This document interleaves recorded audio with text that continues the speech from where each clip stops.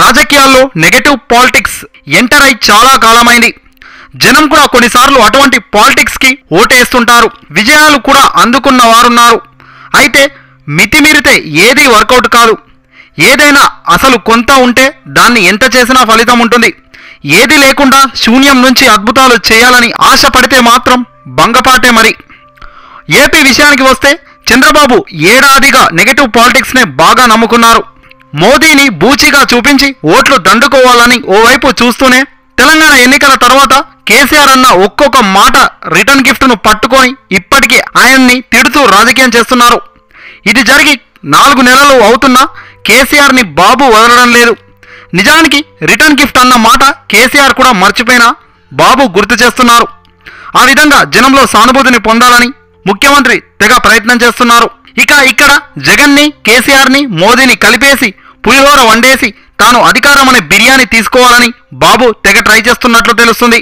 అయితే ఆయన పాచికలు పారడం లేదు. ఎందుకంటే మోదీ గుంటూరు సభ తర్వాత బాబుని పల్లెత్తు మాట అనలేరు. కేసీఆర్ అయితే రిటర్న్ గిఫ్ట్ అన్న తర్వాత ఇప్పటికీ చంద్రబాబును ఒక్క మాట కూడా అనట్లేదు.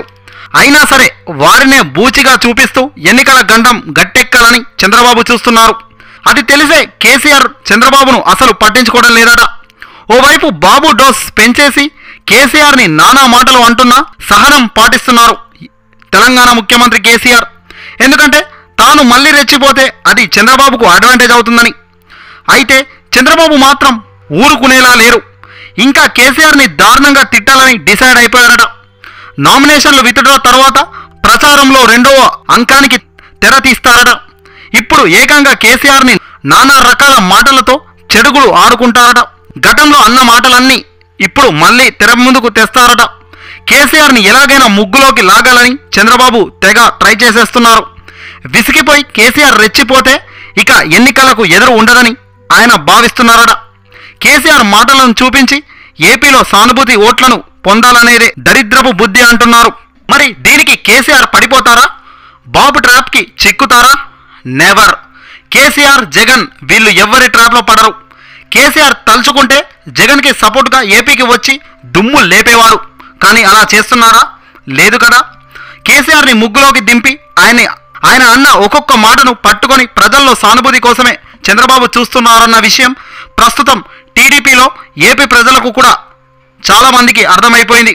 అందుకే వారు ఈయన స్పీచ్లతో విసిగిపోయారు. వారు మాత్రం ఓట్లతోనే సమాధానం చెప్పాలనుకుంటున్నట్లు స్పష్టంగా తెలుస్తుంది. రానున్న రోజుల్లో అర్థమైపోతుంది బాబు పరిస్థితి ఏంటో. మరి మన కాబోయే ముఖ్యమంత్రి జగన్కి ఓ లైక్ ఇచ్చేద్దామా? మనల్ని సపోర్ట్ చేస్తున్న కేసీఆర్ కూడా ఓ లైక్ ఇచ్చేద్దాం.